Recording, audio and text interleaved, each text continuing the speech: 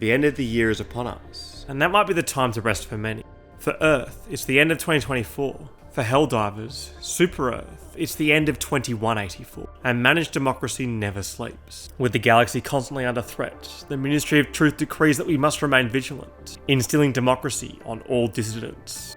While the Second Galactic War was officially declared on the 15th of May, special military operations had been ordered since pretty much the start of the year. The Federation of Super Earth controlled the galaxy, having installed managed democracy after the First Galactic War 100 years earlier.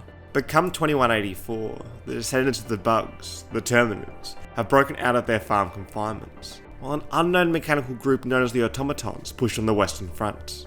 The Automatons themselves have been restless for years, with an encrypted message being intercepted 3 years ago. We, the collective from Cyberstan, unanimously assert our independence from Super Earth. We have the right to defend our home from the brainwashed Helldivers. Our children, the Automaton, will not suffer as we have under the oppression of Super Earth.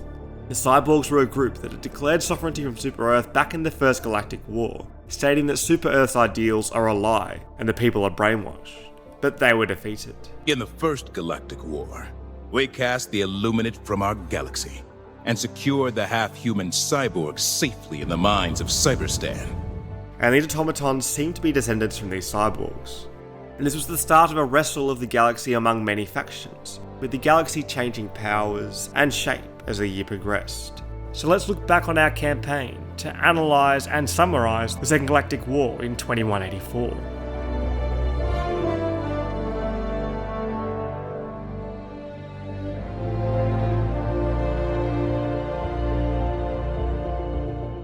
On the 8th of February, due to the advances of the Automatons and the outbreak of the Terminids, the President of Super Earth mobilised the Helldivers. It is past time we responded to this unprovoked incursion against democracy. The Helldivers are deploying as we speak to strike a number of automaton military installations. These invaders will soon discover the steel of Super Earth's resolve. While some Helldivers were sent to the Western Front to defend the Severan sector from the Automatons, the main Super Earth force was sent out to the East Front in a plan to push the Terminids back to the Illuminate sector through Operation Valiant Enclosure in order to form a long-term barrier. And this push went very smoothly. On the 10th of February, Heath was liberated by Super Earth, and 4 days later, Angel's Venture was also reclaimed. So reaching the Illuminate sector was only a matter of time, and not much either. It had only been a week since the Helldivers had been mobilised. However, the Automatons seized on the Terminid focus and overrun many planets on the Western Front, pushing into the Tsar and Trigon sector. Helldivers scrambled to defend the homes of many citizens, but ultimately could not contain the Automatons, with the Automatons managing to affirm their control of the region. And with this shift in focus, the Terminids had yet again spread into planets such as Angel's Venture, so the Helldivers had to also push back the swarms of the Terminids. But defending against the Automatons was proving to be much more difficult. And after a month of battling, in order to gain an advantage against them, Super Earth had begun to develop a new technology, an Exo-45 Patro exosuit. This exosuit is only produced by the Morgeson Arsenal, located on the frozen planet of Tien Quan, which was just one system to the east of the Automaton front. Well, that was until the 7th of March, when the Automatons successfully invaded Tien Quan. It was only a matter of time before they would uncover these new suits and take them for themselves, so Helldivers were tasked to secure the production line of exosuits by liberating Tien Quan. And in less than a day, Tien Quan was rid of automatons, with the exosuit able to be sent across the galaxy to any Helldiver. And this managed to contain the push of the automaton front, at least for then. So on the 12th of March, focus yet again redirected to the Terminids, who were still getting pushed back to the Umlaut sector. The planets in these sectors had Terminid control systems built, creating a barrier across the galaxy. In the space of 3 days, these towers were activated on Fenrir 3, Turing, Meridia, and Errata Prime, which began to disperse termicide into the atmosphere, stopping the spread of Terminids towards Super Earth. In 100 years, we're gonna look back on termicide as one of those big important inventions, like antibiotics or the voting algorithm. A great success, the civilian population boomed, and with more planets needing to support them, the Helldivers were tasked to liberate the Terminid-infested planets of 4E Prime and Zagon Prime. 4E Prime would be liberated quite quickly. The location of Zagon Prime made it quite difficult to liberate, coupled with the fact that a new strain of Terminid began to appear. Previously thought not possible, Terminids with wings began to appear in the battlefield, later known as Shriekers. and throughout this time the Automatons and Super Earth had pretty much been in a stalemate. But on the 27th of March, interrogators extracted some alarming information from the captured bots. The Automatons were planning an attack known as the Reclamation, which was to be an invasion of a size never seen before. Helldivers were tasked to reclaim the Trigon sector, making their way to the planet Troost in order to intercept more war planning communication. And this push was immense, with Helldivers reclaiming planets in all 3 sectors controlled by the Automatons, including the famed battleground of Malevolent Creek, a place where millions of Helldivers had fallen.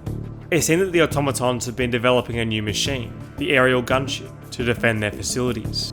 These were no match for the Helldivers though, who pushed with ease through the Automatons, actually annihilating them from the region. And on the 7th of April, the galaxy of Super Earth was free of Automatons. Now with only one front to focus on, Helmire, Astanu and Crimsica were liberated to clear way for the construction of newer, safer and more efficient Terminid farms in order to produce E710 for Super Earth. But just 2 days after the Automatons were eradicated, they appeared again with force. The Automatons weren't actually defeated, they had just been lurking in the shadows, jumping their fleet all the way to the Valdis sector. In a few short hours, they gained control of every planet in Valdis, and began to take over planets in Lakai, even threatening the Hydra sector. It seems that the Automatons were gunning straight towards Super Earth. See, the Automatons' ancestors, the Cyborgs, were locked up in the mines of Cyberstan. Here's what I don't get. Why invade Cyberstan? Nothing there besides a bunch of mines and cyborgs. You ask me, the cyborgs are behind this whole thing.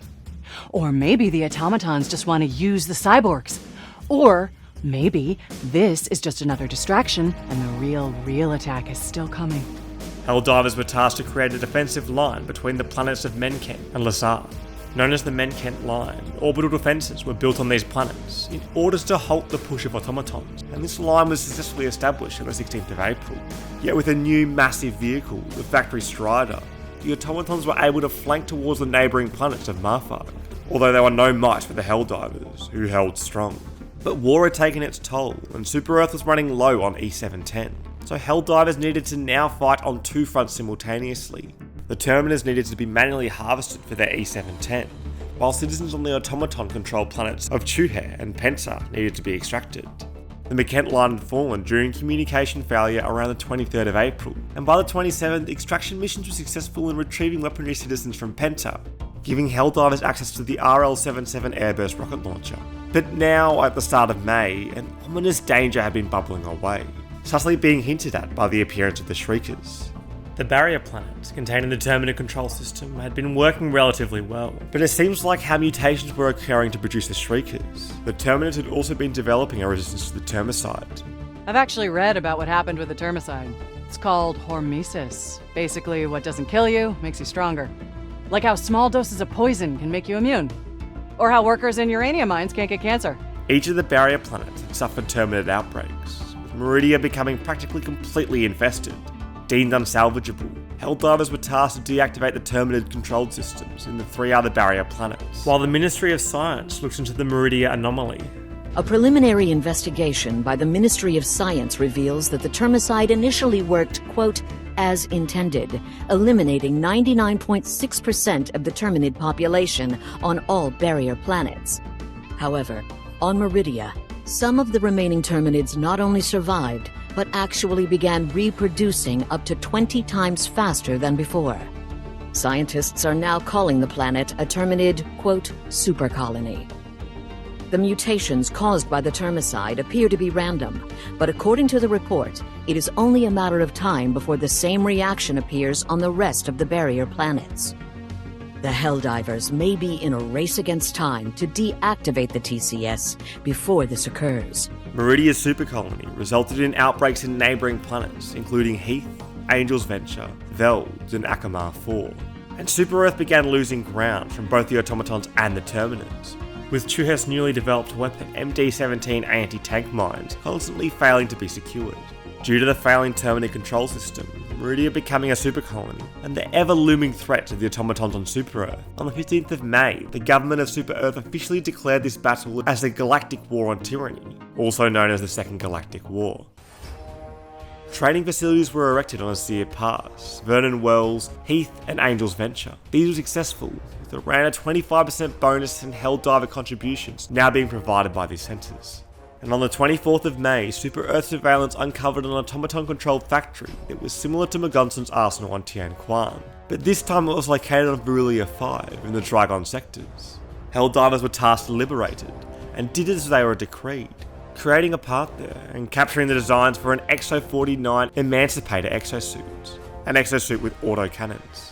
And this victory then caused a change in direction, back to the Terminids, in the hopes to destroy them once and for all. And on the 30th of May, it was decided that the Helldivers were to address the threat of the super colony on Meridia. Our greatest minds have designed a weapon with the capability to destroy a planet.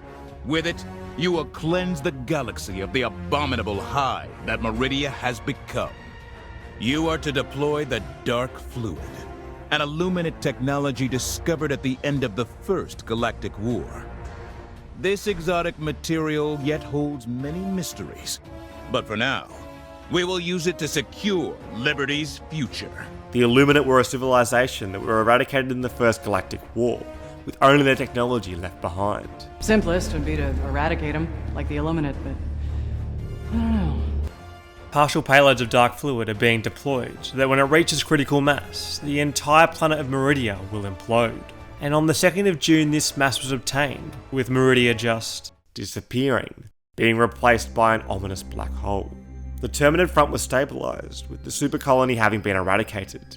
The Helldivers would eradicate Terminids on many planets, but while focused on the Terminid, the Automatons were able to push further, taking over the training facilities in Azir Pass. The Super Earth was still able to push deep into Automaton territory, on the 10th of July claiming Wazat in the Emir sector, which held a data centre codenamed Database 1. It revealed that the Automatons appeared to be planning some sort of massive terraforming project on Cyberstan itself.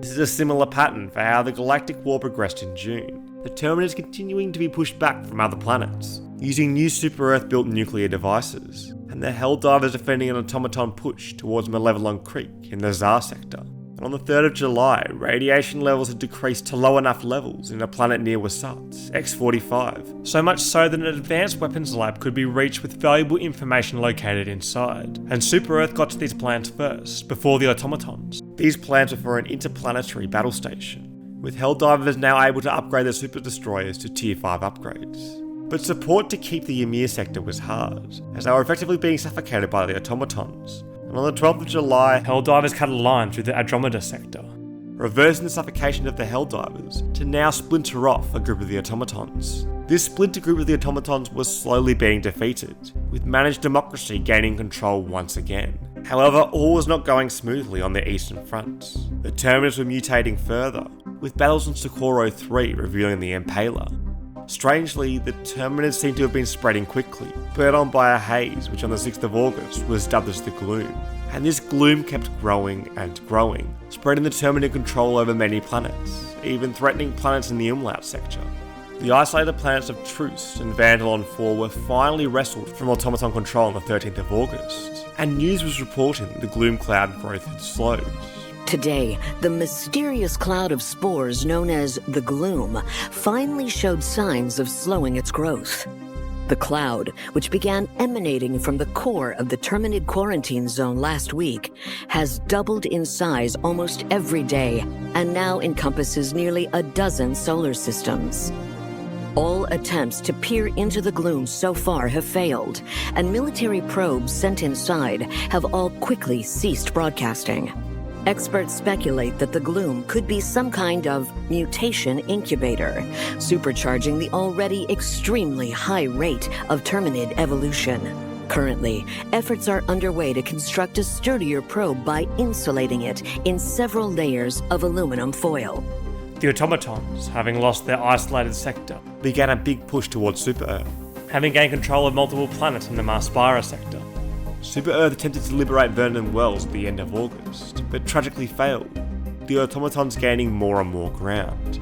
Having been a large automaton repository of unexpanded polystyrene, the Ministry of Defense was unable to fire orbital napalm barrages to help with the defense. And on the 6th of September, the Automatons launched an attack further into Super Earth's territory, targeting the planet Inba in the Talos sector. Talos is a large repository of titanium, and it was rumoured that the Automatons wanted this to enhance their strike force. A new jump pack automaton appeared in the battlegrounds, along with titanium-enhanced automatons being reported by Helldivers. Although the Automatons continued to build this kind of strike force, it was limited, as Helldivers had managed to successfully defend Imber. Midway through September, the High Command of Super Earth ordered the liberating of more planets in order to increase freedom. However, the Automatons pushed in the Tanis sector, capturing planets such as Classa and Clarel, so this order was not completed. But immediately after this failure on the 24th of September, construction of the Democracy Space Station was announced, with Helldivers either needing to liberate the planet of Classa or Yelavar, as they have large enough magnetospheres. This station was going to reshape the galactic map, but will take time to complete, and will be vulnerable to attack while being constructed. The Helldivers set forth and claimed Yelavar, while on the eastern front, the Terminids pushed further onto planets such as Akamar 4. The Helldivers then claimed Turing, in order to construct a xeno-entomology centre, developing warp drives for the space station. And development of this Democracy Space Station continued on schedule into October, with Clarel being liberated on the 7th to build a deep mantle forge complex, which in turn could create alloys powerful enough for the space station. And through this liberation, it was discovered that the Automatons were crafting a new alloy of their own, used for armour plating. The Helldivers needed to defend against both the Terminids and the Automatons, and they were quite successful, until the 18th of October. A massive number of automaton warships appeared in the atmosphere of Matar Bay. This attack squad was a separate division of the automaton, utilising stolen jetpack technology to fly across the battlefield. They became known as the Jet Brigade. Matar Bay was lost, then Martul, but on the planet of Marfa, the Helldivers held strongly. Just narrowly, but still managed to defeat the Jet Brigade. The ragged Helldivers were then graced with the most patriotic of days, Liberty Day, on the 26th of October, where they could celebrate by fighting for freedom wherever and however they pleased, only required to hold Super Earth. The Democracy Space Station continued to be built, with the Automatons mustering their forces, and the gloom threatening to cover neighbouring planets. But finally, it was completed. On the 11th of November, the Democracy Space Station was fully constructed and ready for activation. But yet again, it needed a large amount of E710, needing manual harvesting. What made things worse was that the Jet Brigade had returned, amassing themselves on Vernon Wells to attack the planet Tash with the hopes of reaching the space station. It was a race against time, harvest enough Terminids, while managing to hold onto Yelavar. The Terminids began to appear on Akamar 4, while Tash quickly became lost, with the Automatons moving on to Mastia. And on the 13th of November, enough Terminids had been destroyed to activate the Democracy Space Station, with Yelavar still holding strong to manage Democracy. The Democracy Space Station has completed its first test fire, successfully destroying a small moon. It is now ready to enter operation. Staffed by over 1.5 million personnel and costing over 1 billion super credits a day to operate, the DSS is expected to make an immediate and significant impact to the Galactic War. The placement and usage of the DSS will be voted on by the Helldivers. This marks an auspicious milestone. The first use of managed democracy to direct a massive superweapon. The DSS was voted to be deployed in Mastia, while the Jet Brigade moved from Mastia to attack Yelavar. The space station was not biased into Sparage, killing automatons and the Helldivers alike with its explosions. And it was a race against time, with Helldivers trying to liberate Mastia, while the Automatons were trying to gain control of Yelavar. And with Mastia nearly liberated, the Helldivers decided to move the DSS back to Yelavar, making sure it remained defended.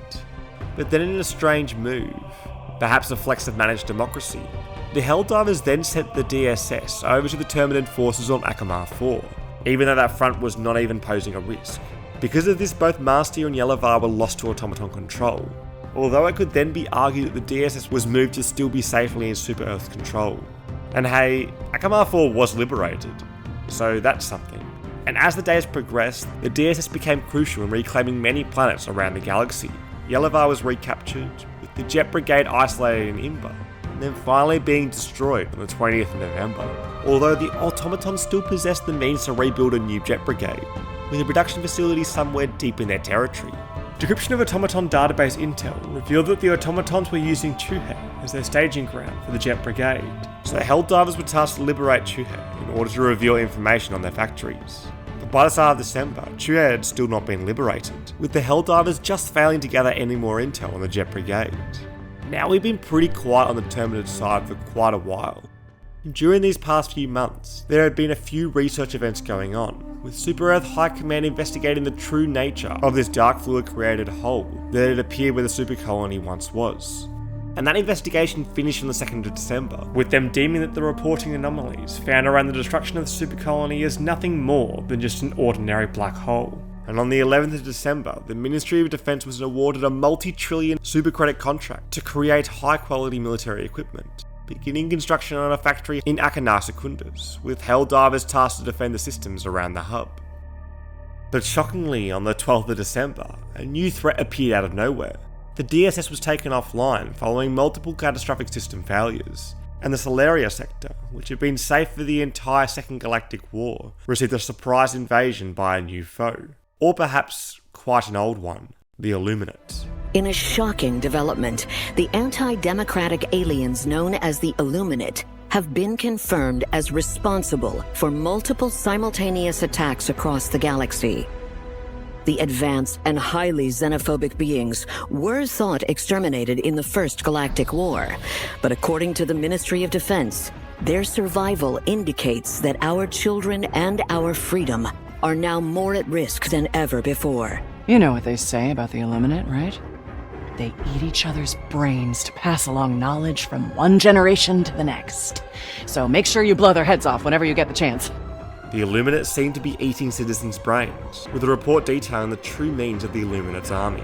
A shocking report from the Ministry of Science has revealed the true nature of the humanoid assailants being used by the Illuminate.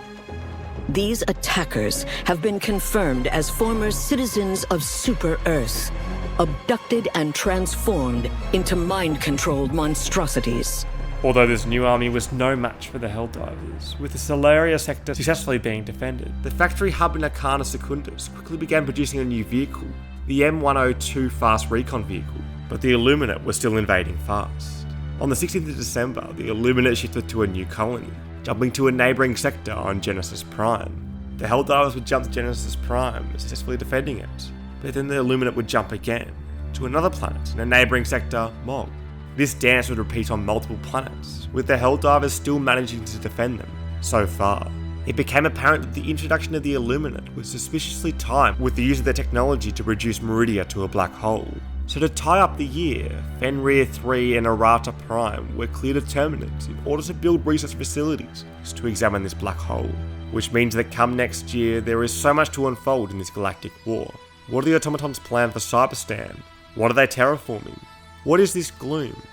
What mutations are hidden deep behind these clouds? And what really is this black hole? Initial research seems to indicate that this is a wormhole. Is Meridia hidden somewhere behind it? And is this why the Illuminate are back? All these questions will be answered by managed democracy. So stay true, squash these foes, and drink your liberty into the new year.